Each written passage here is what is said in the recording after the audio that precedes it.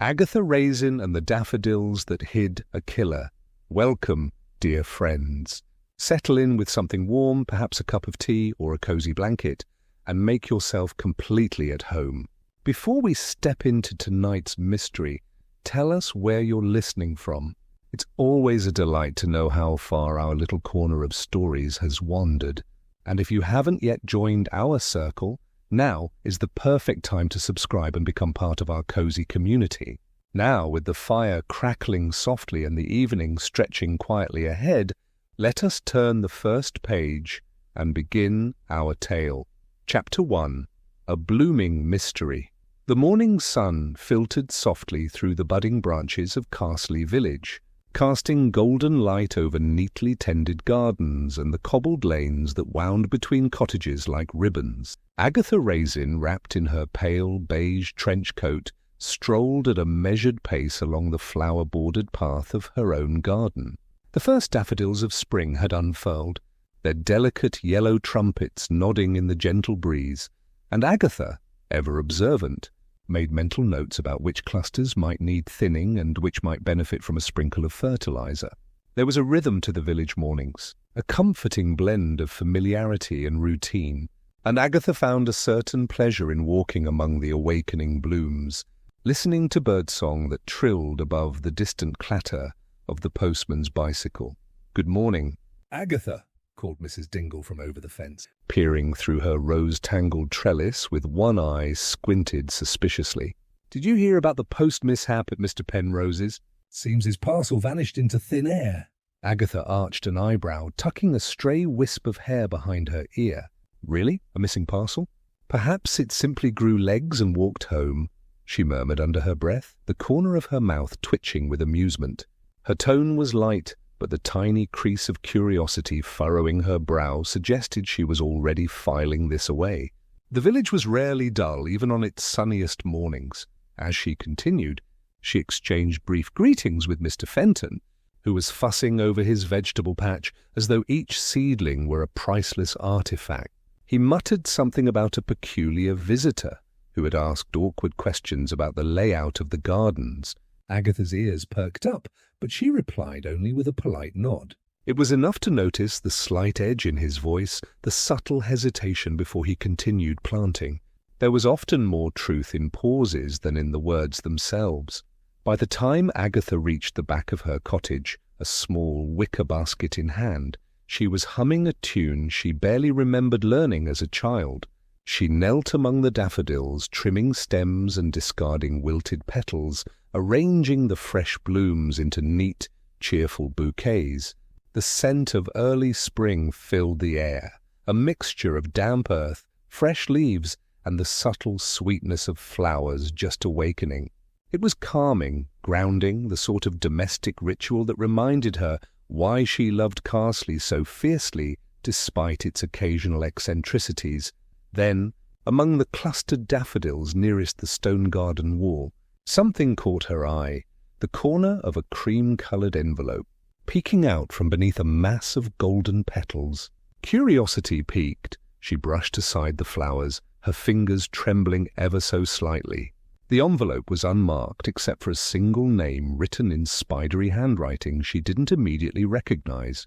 With careful hands, she slit it open. A folded note fell out, bearing only a short, enigmatic message. "Some things are better left unseen. Beware the daffodils." Agatha paused, lips pressed together, a shiver of intrigue running down her spine. The day's gentle village rhythms, the laughter of children, the hum of bees, the faint creak of gate hinges, suddenly felt layered with hidden meaning. Someone, somewhere, had placed this note deliberately, knowing she would find it. Her mind buzzed with questions, each one more tantalizing than the last. Who had left it? Why? And what exactly was she meant to beware of? Carefully, she tucked the note into her coat pocket and arranged the remaining daffodils in the basket. The village continued its morning bustle around her, blissfully unaware of the tiny mystery that had just taken root among the spring blooms. And as she carried her bouquets inside, Agatha's thoughts were already spinning, wondering what secrets these seemingly innocent flowers might be hiding. Agatha held the small, cream-coloured envelope in her hands, feeling the faint texture of the paper and the weight of its mysterious purpose. Her fingers lingered on the flap as she hesitated, wondering who could have left it among the cheerful daffodils of her garden. The handwriting was elegant, precise, and entirely unfamiliar, curling across the front as though meant to intrigue or perhaps to unsettle. Taking a deep breath, she carefully opened it, the crisp rustle of paper breaking the serene morning stillness. Inside, a single note lay folded neatly. The words, penned in sharp, deliberate strokes, warned of impending danger connected to the village's upcoming daffodil festival. Agatha's eyes scanned the mess, her mind racing with the implication. Whoever had written this clearly knew her, or at least understood her curiosity and penchant for noticing small, telling details. Her pulse quickened with a mix of concern and excitement. She leaned against the garden gate, the early sunlight highlighting her thoughtful expression. Should she involve the local police, alerting them to a potential threat? Or, true to her nature, should she investigate quietly, relying on her observations and intuition? Pride tugged at her, a subtle reminder that Agatha trusted her own abilities above most others. Her inner voice, both sharp and wry, reminded her that a bit of caution could be charmingly thrilling when paired with careful strategy.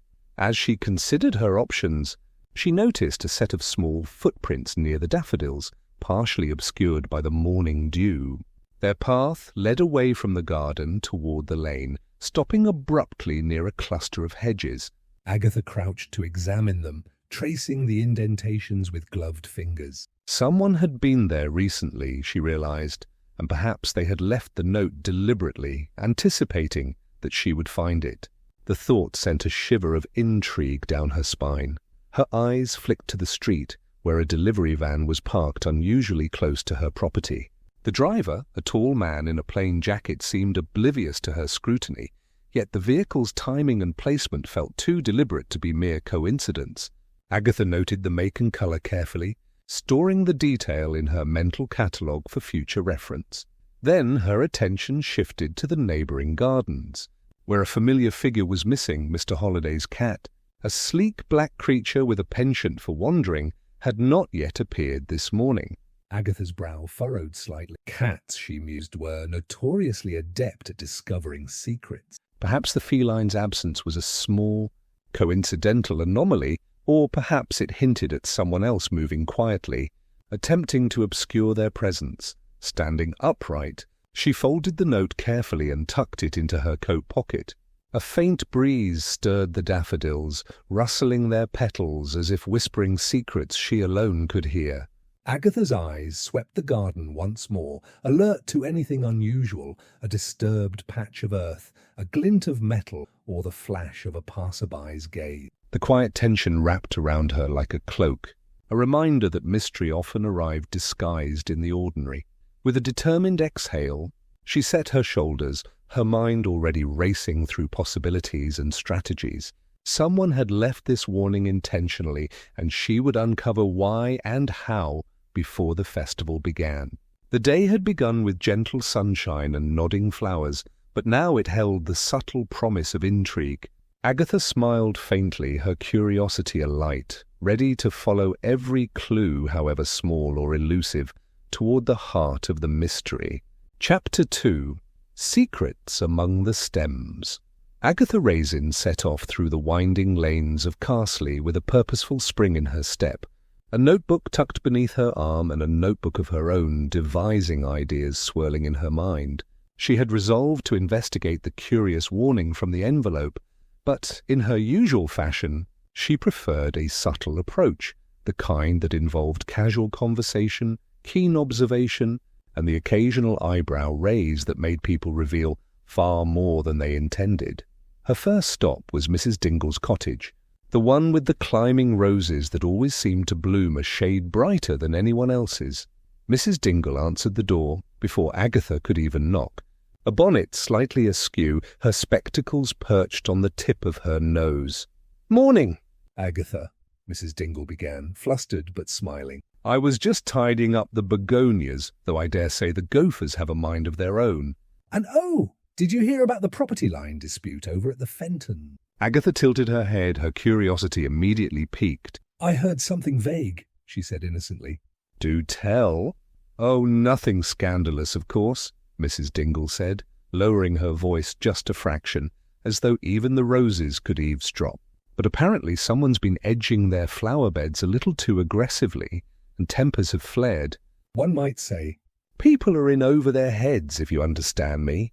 She clutched a teacup with a bit too much enthusiasm, sending a small tremor through the delicate china. Agatha nodded thoughtfully, filing away the detail. Interesting. And has anyone else noticed? Mrs. Dingle wrung her hands, offering a conspiratorial whisper. Well, Mr. Fenton, naturally. He always notices everything. He even measured the spacing between the daisies yesterday. Obsessive, really, but meticulous, Agatha smiled faintly. Meticulous often meant observant, and observant could mean useful. She thanked Mrs. Dingle for her time and moved along to Mr. Fenton's vegetable patch, where he was indeed kneeling beside a row of radishes, muttering calculations under his breath. "Ah, Agatha," he called, not looking up. Perfect timing. You see, someone has been... Well, it's hard to explain, but I think I saw footprints leading from the Fenton's boundary into the meadow. Odd pattern, very odd. Like they were avoiding the tulips entirely. Agatha crouched beside him, peering at the soil as though the tracks themselves might divulge secrets. Curious, she murmured. And you didn't recognize who left them? Mr. Fenton shook his head vigorously. Not at all. But I did see a van parked near the lane yesterday. Unfamiliar. Could be nothing. Or it could be something. People come and go, of course, but something felt peculiar. Agatha filed that away as well, letting a soft smile play on her lips. And the neighbours, have they noticed? Well, he paused, scratching his head. Mrs. Dingle mentioned some heated words over daffodil bulbs, but who can tell with this village? Everyone talks, yet no one says anything clearly. Agatha strolled further, greeting familiar faces as she made her way to the next cluster of cottages. Each neighbour seemed to carry quirks as distinctive as their gardens. One man trimmed his hedges in perfect geometric shapes, the patterns strangely reminiscent of a puzzle. Another woman muttered to herself while knitting, casting sidelong glances at passers-by. Each interaction offered a subtle clue, each conversation a possible thread to follow. Over a cup of tea with the Baker twins, who insisted on delivering gossip as if it were freshly baked bread, Agatha caught sight of a fleeting expression from Mrs. Cranford, the village librarian. Her eyes flicked toward the meadow in a way that suggested she had noticed something or someone. That glance, brief though it was, lodged in Agatha's mind like a small seed. By the time Agatha returned to her own garden, the day had grown warmer, and the daffodils nodded gently in the sun, as if in quiet approval. She had collected more than just small talk. She had gathered impressions, potential motives, and whispers of old grudges that, when combined with her previous observations, created a lattice-work of possibilities. Someone in Carsely was hiding something, Agatha decided, and each neighbour she met offered a brushstroke in the slowly emerging portrait of that secret. And as she knelt again among her own daffodils, arranging a bouquet with deliberate care, she felt the familiar thrill of curiosity settle over her. A puzzle had presented itself, subtle and charmingly intricate, waiting for her to untangle it. After her rounds among the neighbours, Agatha decided a solitary walk might yield further insight.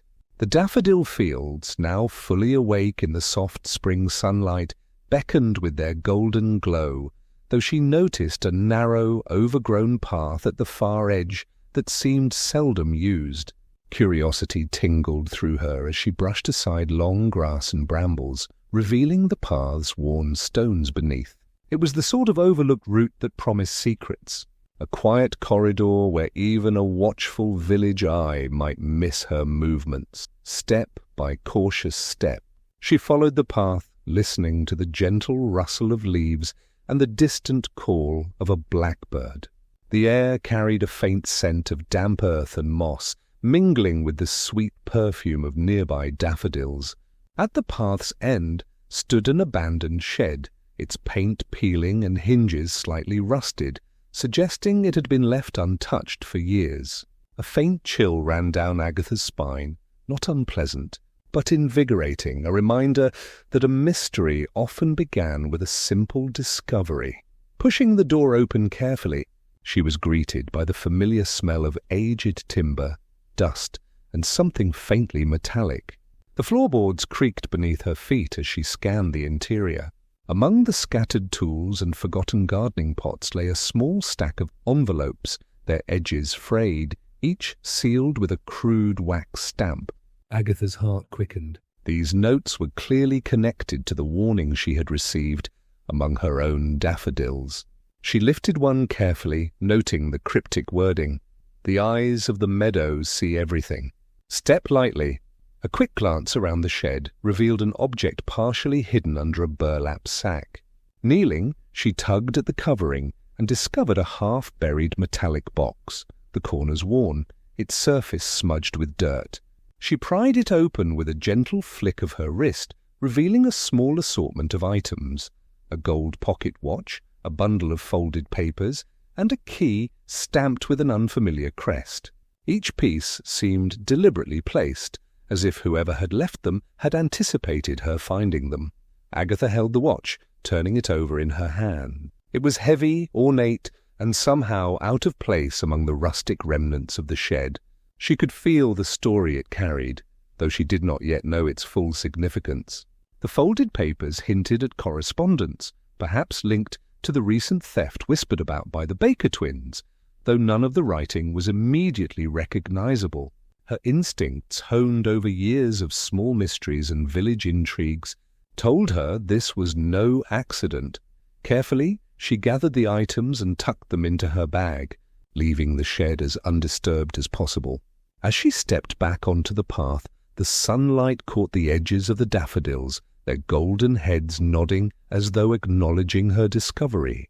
The quiet of the fields felt suddenly layered with intent, as if someone, unseen, was guiding her steps. Agatha's mind raced with possibilities, each more tantalizing than the last, and a thrill of anticipation settled over her.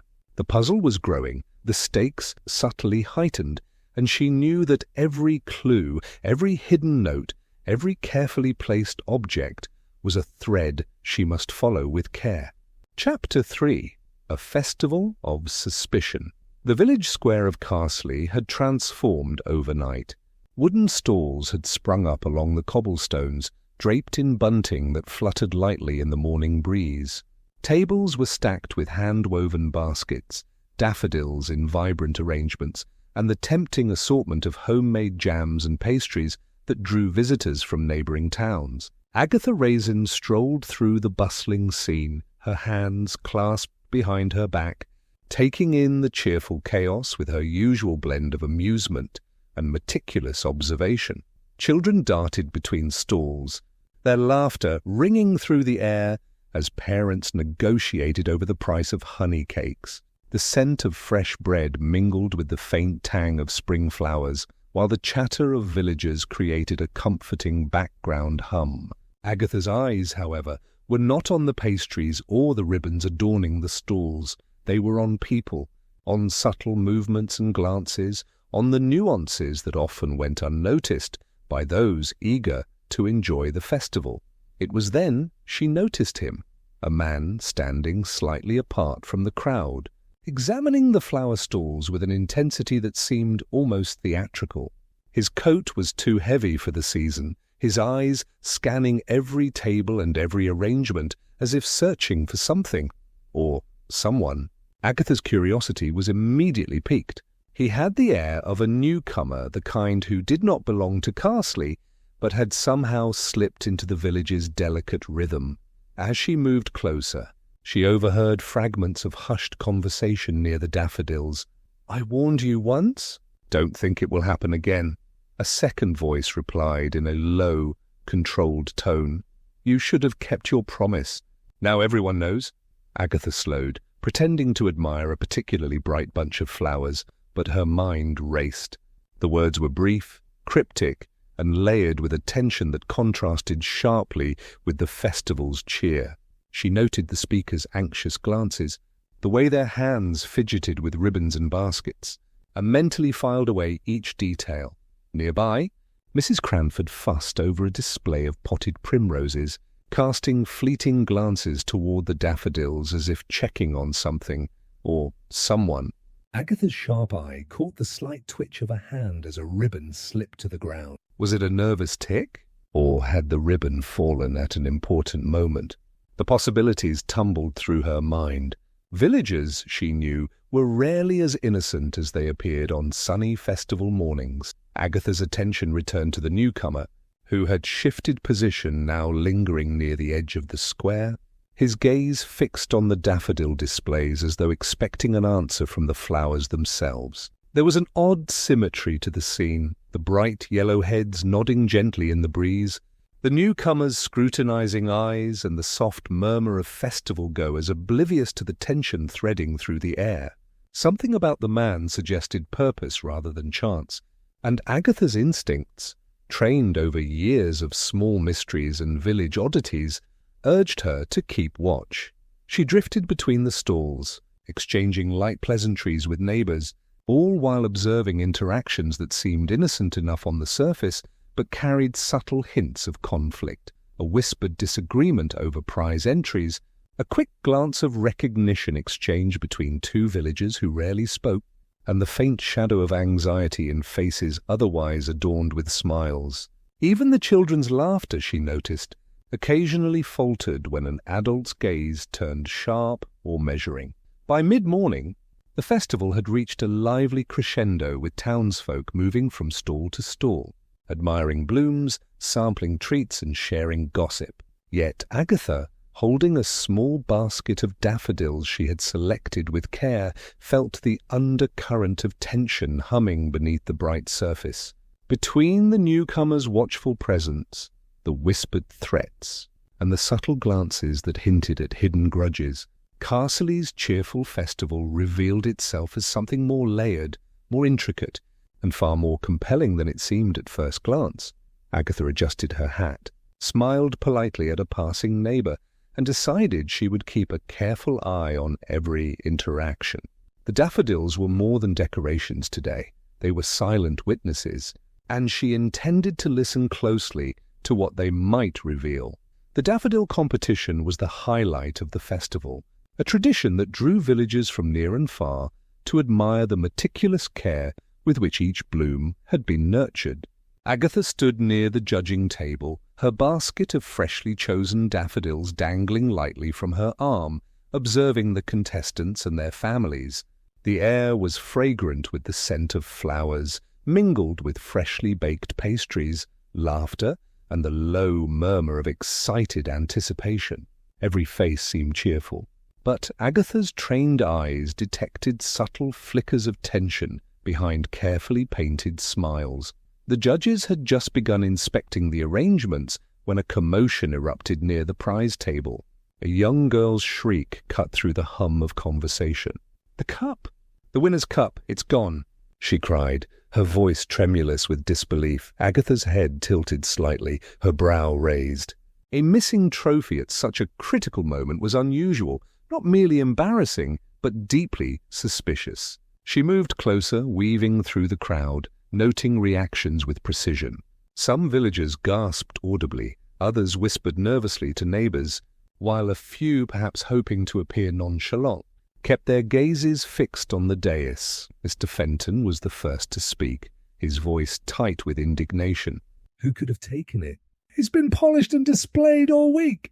He gestured toward the empty space where the silver cup had been, his eyes narrowing slightly as he scanned the surrounding crowd. Agatha caught the flicker of doubt crossing his otherwise composed face. Nearby, Mrs. Cranford's lips pressed into a thin line, her fingers brushing at her apron as though the theft had personally offended her sense of order. Agatha observed the subtle hesitation in her movements, the slight tilt of her head as she exchanged a hurried glance with another villager. Noting these micro-expressions, Agatha quietly filed them away. There was more here than mere embarrassment or petty theft. Someone had acted deliberately, and the timing suggested careful planning. She bent slightly to inspect the empty pedestal, noticing faint smudges of soil along the edge where someone's hands might have brushed. Small footprints led toward the side lane, partially obscured by the edge of a tablecloth. Agatha followed the trail with her eye, imagining how the thief might have slipped past the crowd unnoticed. The precision of the movement suggested not a child nor an opportunistic passerby, but someone familiar with the festival's rhythms and the positioning of the stalls overhead. The festival banners swayed in the gentle wind, and Agatha's mind flicked back to the envelope in her pocket and the cryptic note she had discovered among the daffodils. Could this theft be linked? Was it a warning, a message, or merely a test of nerve? The possibilities tangled in her thoughts, each more tantalizing than the last. Agatha straightened, a faint, wry smile tugging at her lips. "Someone has a flair for dramatics," she murmured under her breath, amused even amid the tension. She began questioning casually, directing seemingly innocent queries at nearby villagers. Responses varied, some genuine surprise, others overly polished, the faint scent of defensiveness woven into their words. Each answer offered a small piece of the puzzle, another brushstroke in the unfolding picture of intent and secrecy. By the time the festival organizers called for calm and instructed volunteers to search the grounds, Agatha had already noted key inconsistencies: the timing of the disappearance, the footprints, and the subtle tells in villagers' expressions. Whoever had taken the prize had done so with purpose, and Agatha, ever observant, knew the theft was not merely a minor crime, it was a carefully orchestrated act, one that hinted at motives deeper, stranger, and potentially more dangerous than anyone could yet imagine. Chapter 4. Clues Beneath the Blossoms. Agatha had returned to her own garden, hoping the morning's festival chatter might fade from her mind, when a subtle disturbance caught her attention. The daffodils, which had nodded gently in the breeze just moments before, seemed slightly dishevelled along one secluded patch near the garden wall. Kneeling to examine them, she realized the disturbance was not natural. Beneath the delicate yellow blooms lay a form, partially hidden, blending almost seamlessly with the flowers' bright trumpets. Her breath caught, not in panic, but in controlled astonishment. The body was that of a middle-aged man, sprawled awkwardly among the blossoms, his features pale against the dark earth. Agatha's eyes quickly took in the scene. The contrast between the natural beauty of the daffodils and the grim reality of death was stark, almost surreal. She noted the positioning of the limbs, the faint scuff marks in the soil, and the crisp crease of his coat, as if someone had laid him there carefully, or perhaps with little concern for discretion. A handkerchief, embroidered with initials, she did not recognize, lay nearby, its corner dampened by dew. Agatha picked it up with gloved fingers, examining it closely. She could almost hear the story it held, dropped in haste, or deliberately left as a clue. Her mind catalogued each anomaly, the footprints pressed into the soil, leading to and from the secluded patch partially obscured by fallen leaves. The tracks were small but deliberate, suggesting someone who knew the garden well and expected the body to be discovered eventually. Her instincts told her to wait, to observe, and to note everything before rushing into conclusions. Yet practicalities intervened. She dialed the local police, her voice calm and precise as she explained the discovery.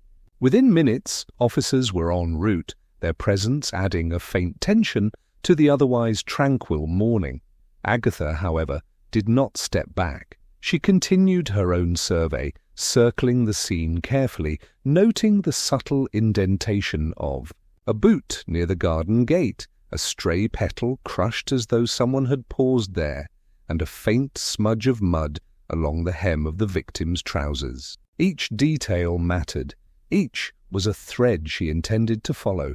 She crouched again, brushing aside a cluster of daffodils. There was something deliberate about the way the flowers had been disturbed, the leaves bent and scattered, almost as if they had witnessed more than she could yet comprehend. Agatha's gaze swept the surrounding hedges, noting small gaps that could have served as entrances or exits, and the soft sway of trees that cast shadows across the scene, lending a quiet tension to the otherwise sunlit garden. The man's expression was serene in an unsettling way, his eyes partially closed, lips relaxed. Agatha's mind, always observant, catalogued possibilities rather than succumbing to horror. This was a puzzle, each piece carefully placed or inadvertently left behind. The handkerchief, footprints, and the minor disturbances among the daffodils whispered hints of a story that someone wanted her to uncover, or perhaps one that would unravel regardless of her attention. As the distant wail of a police siren approached, Agatha straightened, brushing soil from her gloves. She felt the familiar thrill of anticipation mingling with concern. Here, among the blooming daffodils, was a secret waiting to be unraveled, a mystery layered in beauty and danger alike. And though the identity of the victim was not yet clear, nor the motives behind his demise, Agatha's mind was already turning, cataloguing every anomaly, every shadow, every detail that might lead her closer to understanding who had chosen this garden as the setting for a carefully hidden truth. Agatha was still crouched near the patch of daffodils when a voice broke the quiet tension of the garden. "You have a keen eye," it said softly, yet with authority, and she startled slightly, glancing up. A man stood at the edge of the hedgerow, half shaded by early morning light. He was tall, with a neatly trimmed beard, and a coat that suggested practicality rather than fashion. There was something measured in his stance, a calm assurance that contrasted with the subtle unease of the scene. "You startled me," Agatha replied, her voice steady but cautious. "Who are you?" The man smiled faintly. "Call me Mr. Harwood. I've lived in Carsely long enough to notice what others overlook. I saw you examining the garden before the authorities arrived." He tilted his head toward the distant wail of approaching sirens. "I thought it might be prudent to speak while the scene is still quiet." Agatha studied him closely, weighing his presence. Was he an interloper, or someone who genuinely had insight? "And you know something about the man, the victim?" she asked, keeping her tone conversational, yet precise. "Enough to know this was no random misfortune," he replied, his gaze sweeping the garden before returning to her. "There are tensions in Carsely that run deeper than anyone cares to admit. Property disputes, old grudges, whispered threats. Sometimes they fester quietly until, well, situations like this arise." Agatha's curiosity sharpened. "And you're offering this information freely?" Mr. Harwood's eyes twinkled ever so slightly. "I have my reasons. I've observed too long to ignore patterns, and I suspect the person who left the victim here didn't anticipate someone as thorough as you would notice details. That alone makes you valuable." Despite the cryptic nature of his words, Agatha felt a flicker of trust. He was measured, observant, and, most importantly, seemed sincere. Still, she kept her guard. "Then let us see if your insights hold any weight," she said, rising to her feet. "But I should warn you, Mr. Harwood, I trust actions more than words." He nodded, accepting the gentle challenge. "As you should." They began to walk along the edge of the daffodil patch, Mr. Harwood pointing out subtle observations that Agatha had noticed but not fully processed. A small cluster of disturbed soil, he noted, suggested someone had crouched here recently. A thin line of footprints led toward the far hedge, only partially obscured by fallen petals, and a discarded ribbon, slightly frayed, hinted at a hurried departure. Each detail added dimension to the puzzle, and Agatha found herself both impressed and cautious of his expertise. "Why come forward now?" she asked, curiosity piqued. He paused, letting the wind ruffle the daffodils between them. "Because I believe the answer is closer than anyone suspects, and perhaps because I need a partner who won't be distracted by appearances or the village's fondness for polite gossip. Someone who sees the nuances beneath the surface." Agatha's lips curved in a small, amused smile. She recognized the rare type, someone who could be ally or complication. Either way, she was intrigued. "Very well, Mr. Harwood. We'll observe, record, and deduce. But make no mistake, I intend to lead." He inclined his head, a faint smirk tugging at the corner of his mouth. "Naturally, and I would expect nothing less." As the sirens drew closer, Agatha felt a renewed energy. The addition of Mr. Harwood, mysterious yet perceptive, offered not only assistance, but a fresh perspective on the village's tangled web. Together they could trace the threads of secrecy and deception woven beneath Carsley's cheerful surface. And while trust was not given lightly, she knew that in the game of subtle observation, having an unexpected ally, ambiguous though he might be, was a rare advantage indeed. Chapter 5. Threads of Deception. Agatha sat at her small oak writing desk, the morning sunlight spilling across scattered notes, sketches of footprints, and the remnants of the daffodil competition's program. The scene of the garden, the vanished prize, and the cryptic envelope all replayed in her mind, each fragment a thread she intended to follow. She tapped her pen thoughtfully against a notebook, her keen eyes scanning the details she had gathered over the past several days. Each observation seemed insignificant in isolation, but together they hinted at patterns only she could decipher. First, the envelope with its chilling warning, "Some things are better left unseen. Beware the daffodils." The handwriting was spidery, unfamiliar, and deliberate. Whoever had left it had anticipated her discovery, perhaps even counting on her curiosity. Agatha noted the timing and placement carefully, imagining the person crouched among the petals, hiding in plain sight. confident no one would notice until the moment they intended. Then there was the vanishing prize. The silver cup's disappearance during the festival had been brief, yet impactful, a disruption that revealed subtle fissures in the village's cheerful facade. The footprints near the table, partially smudged by festival traffic, suggested someone moving deliberately, yet with knowledge of the environment. Agatha jotted the details, comparing them with the prints found near the secluded shed in the daffodil fields. Could they be connected? Or were they a clever misdirection designed to lure her into chasing shadows? She considered the neighbours' words, their gestures, and fleeting expressions, Mrs. Dingle's faintly flustered demeanour, Mr. Fenton's meticulous attentiveness, and Mrs. Cranford's small but telling glances all offered glimpses into possible motives. Property disputes, old grudges, and whispered threats formed a subtle lattice of human tension. Agatha's mind sketched connections between each person, noting contradiction. One villager swore to be elsewhere at the time of the theft, yet another claimed to see them near the competition table. Facts collided, creating a puzzle that teased her intellect. Agatha leaned back, a faint smile tugging at her lips. "If logic fails, observation prevails," she murmured to herself, amused by the village's ability to obscure secrets behind smiles and polite chatter. She reviewed the cryptic notes from the shed, the metallic box, the key, the folded papers.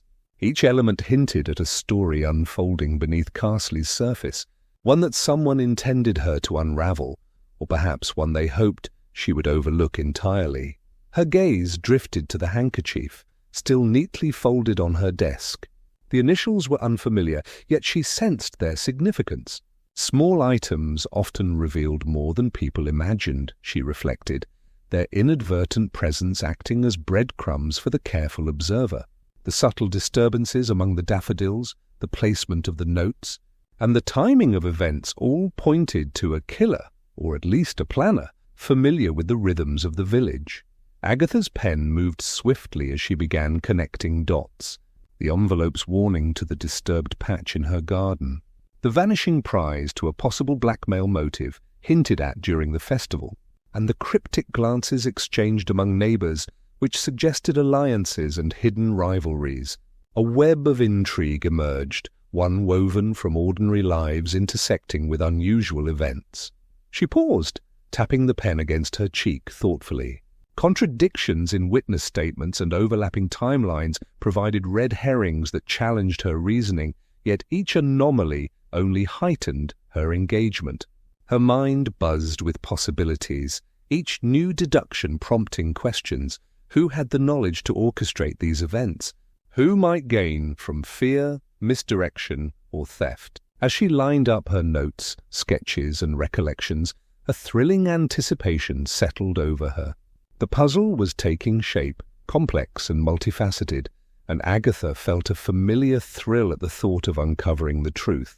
Somewhere within this tapestry of daffodils, vanishing prizes, and cryptic warnings lay the answer. And she intended to find it. Agatha sat back in her chair, letting the morning sunlight warm her shoulders, while her eyes traced the careful notes she had made over the past several days. Each observation, each subtle detail, began to form a picture more intricate than she had anticipated. Yet one piece had eluded her, a connection between the victim and someone in the village whose life appeared impeccable on the surface. It was time to dig deeper. She returned to the library, a favourite haunt of hers when puzzles required quiet thought and access to local records. Mrs. Cranford, ever watchful behind her spectacles, greeted her with a raised eyebrow, though she did not interrupt. Agatha had learned over time that a librarian's silence could be more revealing than words. Pulling out the ledger of property transactions and village social records, she began cross-referencing names, dates, and familial ties. There it was, subtle but unmistakable. The victim, an itinerant horticulturist who had spent summers in Carsely for years, had a discreet association with Mr. Penrose, one of the village's wealthiest and most respected residents. Their connection was concealed in plain sight. A series of private consultations over rare plants, investments in small but valuable parcels of land, and whispered advice about inheritances and garden expansions. The ledger hinted at financial dealings, yes, but more revealing were the notes in the margins, almost invisible to the casual observer, pointing to tensions, disagreements, and even a subtle accusation of betrayal. Agatha leaned forward, heart quickening as she read between the lines. The relationship was intimate in a sense that went beyond business. It had elements of trust, reliance, and perhaps even personal attachment. But within that closeness lay opportunity for jealousy, resentment, and betrayal. Someone in the village had a stake in the victim's movements, his decisions, and perhaps even his life. She thought back to Mr. Fenton's careful measures of flowerbeds, Mrs. Dingle's tense warnings about tempers flaring, and the cryptic words exchanged during the festival. "I warned you once. Don't think it will happen again." Suddenly disparate elements began to coalesce. Each minor detail, footprints, whispered threats, missing prizes, disturbed daffodils, pointed to a tension far deeper than mere rivalry or petty theft. This was a network of jealousy and ambition carefully veiled beneath the village's serene exterior. Agatha's fingers traced the delicate edges of a ledger page, her mind spinning scenarios. Could the theft of the festival's prize have been a rehearsal, a test of nerve, or a diversion meant to obscure a larger plan? Had the envelope in her own garden been a warning deliberately placed to gauge her reaction or to mislead her? And most pressing, if the killer had orchestrated this with such precision once, who might they target next? A shiver of realization ran down her spine. The person responsible for the victim's death had intimate knowledge of the village, of its routines, and of the people who might notice, or fail to notice, their actions. They had used relationships, trust, and subtle manipulation to create a scene both elegant and chilling. Agatha's mind catalogued the potential suspects, each layered with motives, jealousy, desire for inheritance, rivalry over social influence, or even the shadow of a past betrayal that few had imagined. Her pen moved quickly across a fresh page in her notebook, mapping connections, labeling individuals with possible motives, and noting inconsistencies in alibis. She paused at a name, the realization striking with sudden clarity. This prominent villager, respected by all, could very well be hiding a darker impulse, a willingness to manipulate events to their advantage. And if so, the threat had not ended with the victim's death. Someone in Carsely, she realized, might already be plotting the next move. Agatha leaned back, inhaling deeply. The stakes had risen. The cozy familiarity of the village had been pierced by ambition, jealousy, and betrayal. And she, with her keen eyes and sharper mind, had only just begun to untangle the threads of deception that now stretched before her. Chapter 6. Closing in on the culprit. Agatha rose early the next morning, the air crisp and scented faintly with dew-laden grass and the lingering fragrance of daffodils. With notebook and gloves in hand, she set off to retrace the movements of the villagers she had observed over the past week. Each step was deliberate, each glance calculated, as she sought to overlook details that might illuminate the shadowy path toward the culprit. Her first stop was the edge of the meadow near the festival grounds. Kneeling beside the soft earth, she examined the footprints she had noted earlier. Some were muddied by the previous day's rain, others faint but distinguishable. She traced them carefully, mapping each impression in her notebook, comparing size, tread, and direction.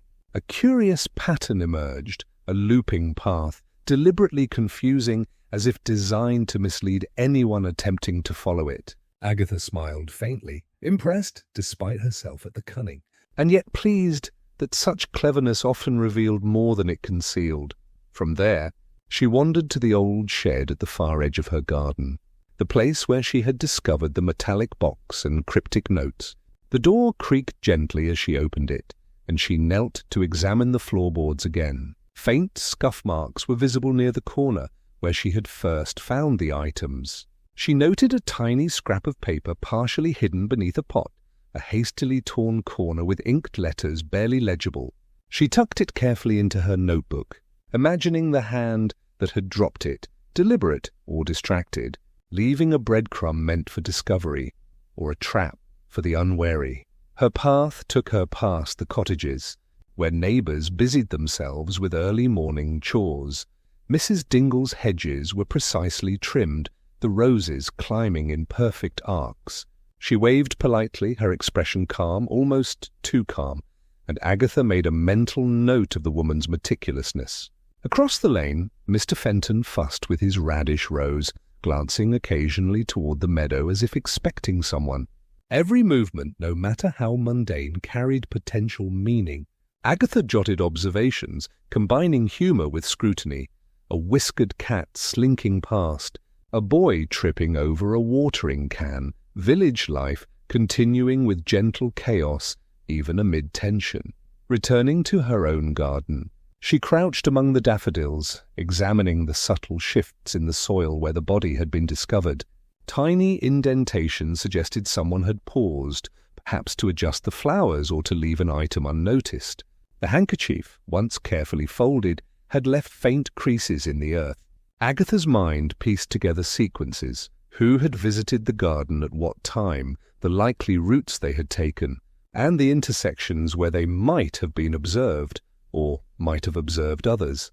She paused, tapping her pen against her lips thoughtfully, recalling cryptic remarks overheard during the festival, whispers of threats, hints of jealousy and veiled accusations. The interplay of pride, secrecy, and rivalry in the village was weaving a complex web, and she could see threads stretching in unexpected directions. Each minor anomaly, an extra footprint, a disturbed patch of flowers, a fleeting glance, became significant.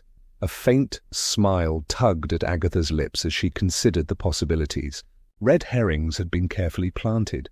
Subtle clues were layered beneath ordinary village routines. And yet, in this quiet, measured scrutiny, the fog of confusion began to lift. She was closing in. The movements of the villagers, the placements of objects, and the inconsistencies in their accounts were forming a lattice through which the truth might finally emerge. Agatha straightened, glancing over the daffodils that had witnessed so much. The path to uncovering the culprit was winding, intricate, and delicate, yet she felt the familiar thrill of pursuit, the satisfaction of logic and observation guiding her steps toward revelation.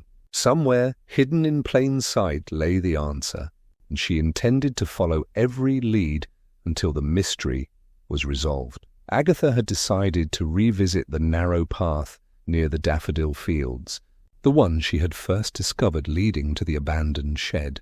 Something about it had always felt deliberate, as if the path itself had been waiting for her attention. She moved cautiously, notebook clutched under her arm, eyes scanning the undergrowth for the slightest disturbance. Every snapped twig or shifted stone sent a tingle of anticipation through her. Halfway along the path, she noticed a subtle change in the soil, an area that had been dry yesterday, now faintly damp, suggesting recent passage. Kneeling, she traced the shallow impressions with gloved fingers. They were unmistakable, human footprints, small, deliberate, leading toward the shed, and then curving around toward a clump of overgrown bushes. A flash of intuition warned her that someone had been here very recently, perhaps even watching her. Agatha straightened, her gaze sweeping the surrounding field. The daffodils nodded in the breeze, and the sun glinted off the tips of leaves. She noticed a slight glimmer behind the bushes, a taut wire nearly invisible, strung along the path at ankle height. Her stomach sank with the recognition of danger. This was no accident. Someone had set a trap, anticipating that she might follow the path. Suppressing a gasp, Agatha crouched low and circled the trap, her mind racing.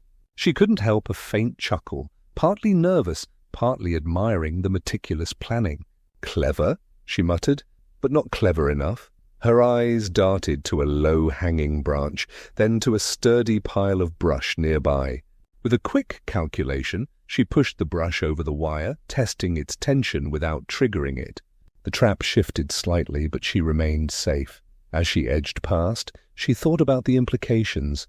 Whoever had set the wire had intimate knowledge of the path, of her habits, and of her investigative persistence. This was someone not only bold but observant, a person who understood how she thought. The thrill of the near miss sharpened her senses.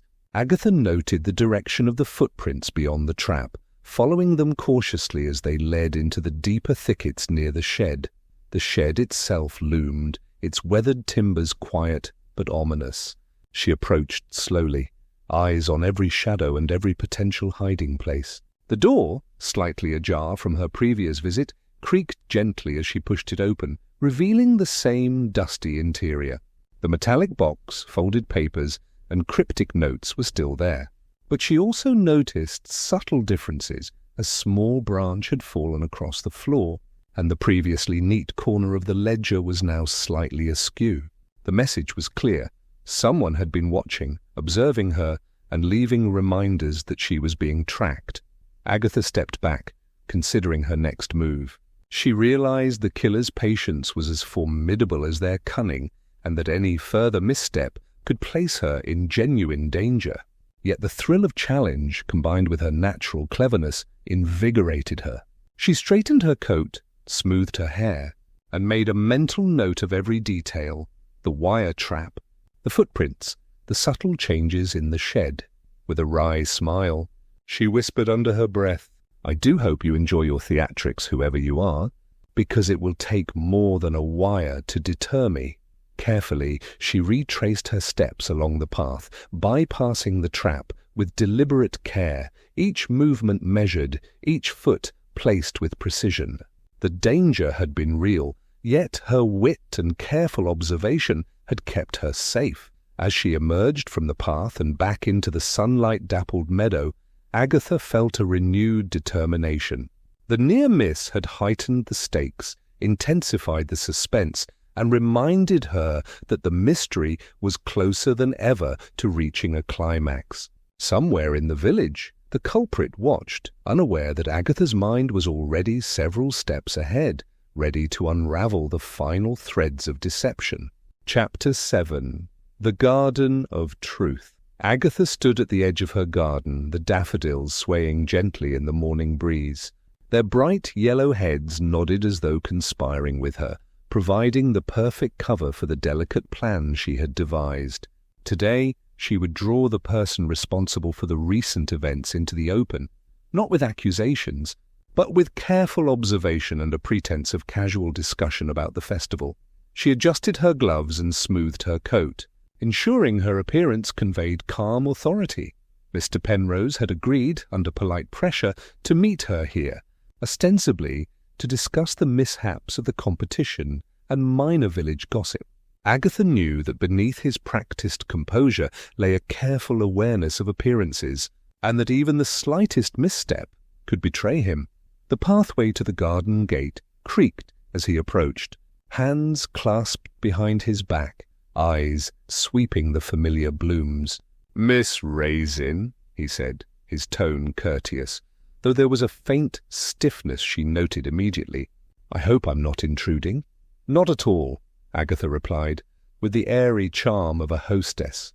"I wanted to review the festival arrangements and discuss potential improvements." Her voice was warm, inviting, yet carried the subtle weight of a test. She gestured toward the daffodils. "The flowers have been so cooperative this season, haven't they?" Mr. Penrose's gaze lingered on the blooms, but his hands fidgeted slightly with a ribbon he had brought along, twisting it absent-mindedly.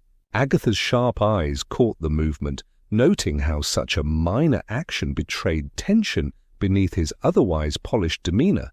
A bead of sweat formed near his temple despite the crisp morning air.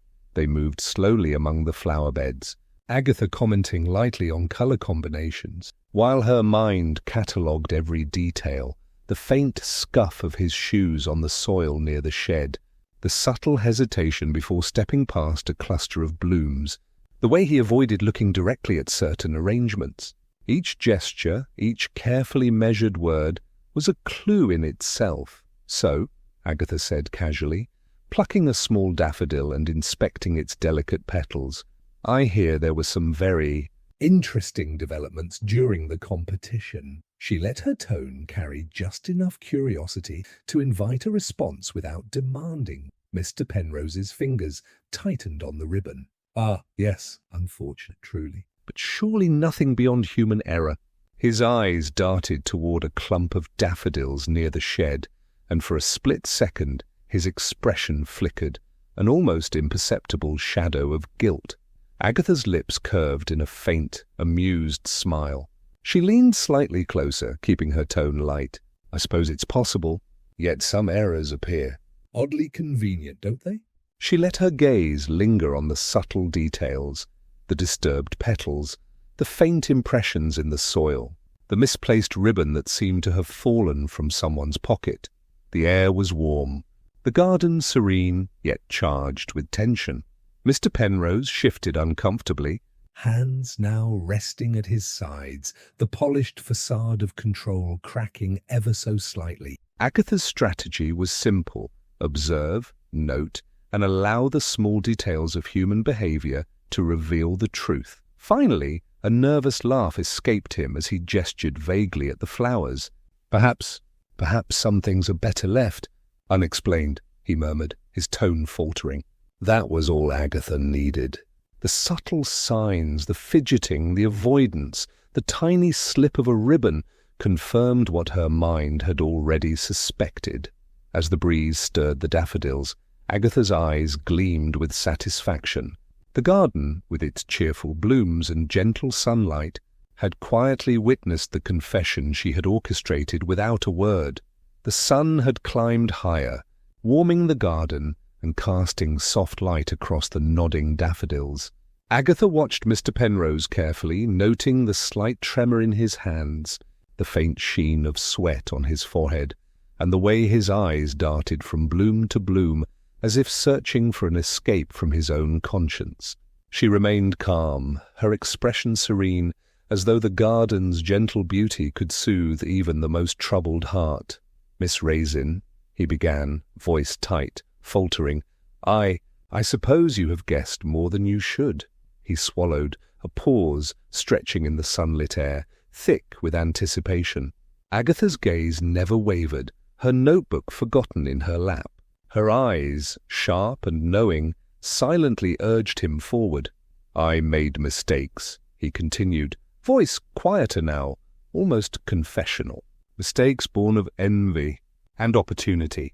I saw the attention the daffodil competition brought, the admiration given to those who nurtured the flowers. And I wanted it. I wanted the recognition, the approval.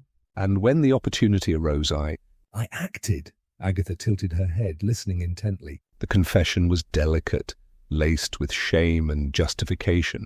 She noted the subtle contradictions in his phrasing, the way he avoided direct mention of the body, the careful selection of words designed to minimize culpability. Yet every gesture, the trembling fingers, the restless gaze, the tension in his shoulders betrayed deeper truths. I didn't mean for anyone to be hurt, he added, voice almost pleading. The envelope, the messages.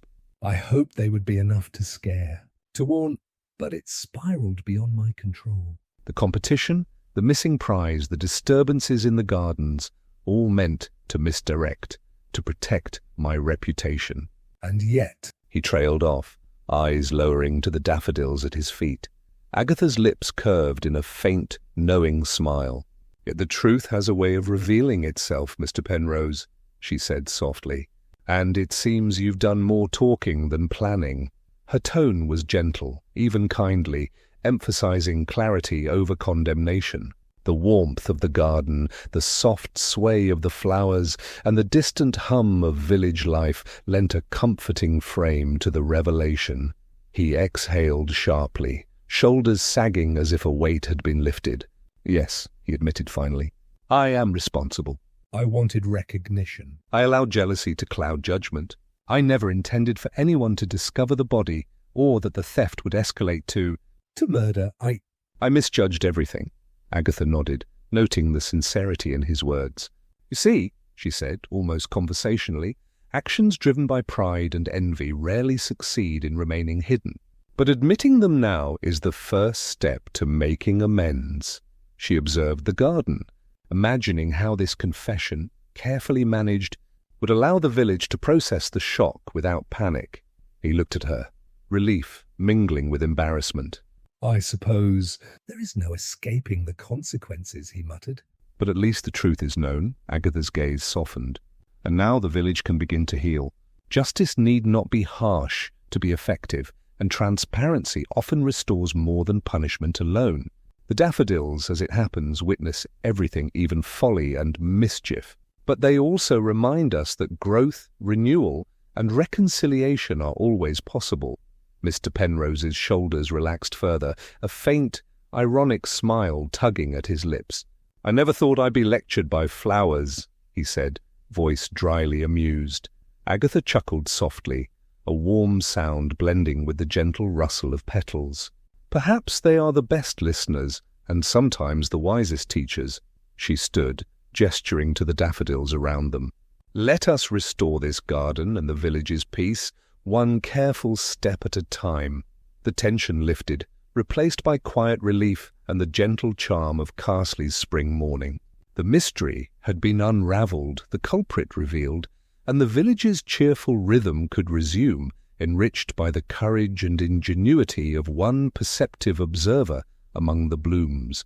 Chapter 8. Spring's Gentle Closure. The morning sun bathed Carsely in a soft golden glow, illuminating the village in a warmth that seemed to chase away every shadow of the past week's unease. Agatha stepped out of her cottage, inhaling deeply the fragrance of fully bloomed daffodils that lined every pathway and garden. Their cheerful yellow heads nodded in the breeze, a quiet celebration of renewal and resilience. The village felt alive again, a gentle rhythm restored, where worry had once crept into every corner. As she wandered along the familiar stone path, Agatha noted subtle signs of recovery. Mrs. Dingle tended her hedges with renewed vigour, humming tunelessly while carefully adjusting each rose and tulip. Mr. Fenton, who had spent several mornings fretting over his radishes, now waved cheerfully from the vegetable patch, offering a tip about soil aeration with a grin that spoke of lighter spirits. Even the stray cat that had vanished during the festival had returned, winding around Agatha's ankles in a familiar, imperious fashion. Agatha paused near the meadow where the daffodil competition had taken place. The silver cup, once missing, now rested proudly atop a small pedestal, restored to its rightful place. Villagers milled about, sharing small smiles and polite laughter, while murmured gossip mingled with the soft wind. The air was rich with the satisfaction of closure, yet beneath the jovial surface, Agatha could still sense the subtle lesson, attention to detail, trust carefully earned, and the quiet power of observation. She lingered beside a particularly vibrant clump of daffodils, letting her mind replay the recent events. The envelope, the mysterious notes, the vanishing prize, and the shocking discovery of the body all had converged into a tapestry of intrigue. And now, with the culprit confessed and consequences quietly managed, the village could breathe again. Agatha smiled softly to herself, marvelling at how even in the smallest corners of Carsely, drama and mystery could unfold with such theatrical flair. Her stroll led her past neighbours she had once questioned or observed during her investigation. She paused by Mrs. Cranford's library, where the elderly woman now offered cups of tea to villagers exchanging festival stories. "Miss Raisin," Mrs. Cranford called out, "you've managed to untangle more than flowers these past weeks." Agatha's lips curved in amusement. "Merely a matter of patience and noticing the details others overlook," she replied lightly, tipping an imaginary hat. Further along, Mr. Harwood approached, his presence a subtle reassurance rather than an intrusion. "The garden looks well," he said, surveying the blooms, "and it seems the village has found its balance again." Agatha nodded. "Balance and perhaps a little more caution," she added with a wry smile. Their brief exchange was cordial, understated, yet marked by mutual respect, an acknowledgement that shared insight and cooperation had helped restore calm. Even minor tensions had found resolution. A dispute over property lines had been mediated with gentle pragmatism. The missing neighbour's cat had returned to its rightful owner, and the village festival committee already buzzed with plans for the next celebration, wiser from recent events. Laughter, once muffled by suspicion, now rang clearly across the cobblestone, accompanied by the soft rustle of petals stirred by a gentle breeze. Agatha paused at the crest of a small hill, overlooking the village. The daffodils stretched in vibrant waves, sunlight glinting off the golden petals like tiny beacons of hope. She breathed in the familiar scents and sights, feeling a deep sense of satisfaction. Carsely had weathered its trials with resilience, and she, ever observant and quietly cunning, had played a part in ensuring its peace. With a final glance at the blooming fields, she whispered to herself, "Life continues." And so do the flowers. A soft smile touched her, mingling with the warmth of spring as she strolled back toward her cottage. The village restored, the mystery resolved, and the comforting rhythms of everyday life gently resuming their course. Agatha returned to her cottage as the afternoon sun began to soften, casting long shadows over the daffodil-lined paths. The village hummed with calm energy. Children's laughter drifted from the meadow, neighbours chatted over hedges, and the occasional bicycle bell rang in cheerful rhythm. It was the kind of tranquil moment that invited reflection. Yet Agatha felt the familiar stir of curiosity simmering beneath her contentment. She set her bag down on the kitchen table and reached for a cup of tea, savouring the rich aroma while glancing out the window at the swaying daffodils. A sudden knock on the door interrupted her quiet thoughts. Frowning slightly, she set down her cup and crossed the room. Opening the door, she discovered a small, unmarked envelope resting in the welcome mat, as though it had arrived silently, waiting for her. Agatha's brow arched. She bent to pick it up, turning it over in her hands. No return address, no obvious clues, only the elegant handwriting across the front. Miss Agatha Raisin. With a quiet chuckle, she muttered, "Well, it seems someone refuses to let me rest." Carefully, she slit the top of the envelope and drew out a single sheet of paper. The note was brief, almost teasing. The daffodils were only the beginning. A new puzzle awaits, hidden where least expected. Observe, deduce, and beware of what lies beneath calm surfaces. Yours in mystery, a friend, Agatha's eyes twinkled as she read the lines, already spinning possibilities in her mind. The phrasing was familiar, playful, clever, and deliberately vague, designed to spark curiosity without revealing a single concrete detail. She set the letter on the table and leaned back in her chair, tapping a finger thoughtfully against her chin. The village's serene surface now held the promise of another challenge. Somewhere, a subtle intrigue was waiting, a riddle in plain sight, a secret yet to be uncovered, and someone curious enough to orchestrate it. The anticipation thrilled her even more than the morning's tea. Agatha's gaze drifted to the window once more, the daffodils nodding as if in silent agreement. She imagined who might have sent the note, an old friend, a new adversary, or perhaps an unknown admirer of her detective work. The possibilities were endless, and the thought of a fresh mystery warmed her mind even amid the calm of her restored village. She chuckled softly, picturing herself explaining the situation to her neighbours. "Ah, Mrs. Dingle," she imagined saying, "the daffodils were merely the appetizer. The main course arrives in envelope form." Her lips curved in amusement at the absurdity. Yet beneath the humour was a keen thrill. The challenge of observation, deduction, and quiet ingenuity called to her as strongly as ever. Agatha placed the envelope neatly beside her notebook, ready to catalogue the first hints when the time came. She sipped her tea again, savouring both the warmth and the sense of potential lurking in the calm. The village would carry on, its rhythms unbroken, while she quietly anticipated the new threads of mystery that were already beginning to weave themselves into the familiar fabric of Carsely. Even in this peaceful moment, she noted tiny details with the precision that had served her so well. A faint disturbance in the garden path, a fleeting shadow across the window, and the delicate sway of a single daffodil that seemed to gesture toward hidden secrets. All would matter in time, and she would be ready. Finally, Agatha smiled, tilting her head at the envelope once more. "Well," she murmured, "it seems the daffodils were only the beginning. Let's see what surprises await next." With that, she poured herself another cup of tea, the comforting aroma mingling with the spring air, and settled into her chair with the quiet confidence that whatever mysteries arose, she would meet them with wit, observation, and just a touch of humour. The village lay calm around her, the daffodils in full bloom, yet Agatha knew, as she always did, that beneath every serene surface a secret might be waiting, and she would be there to uncover it.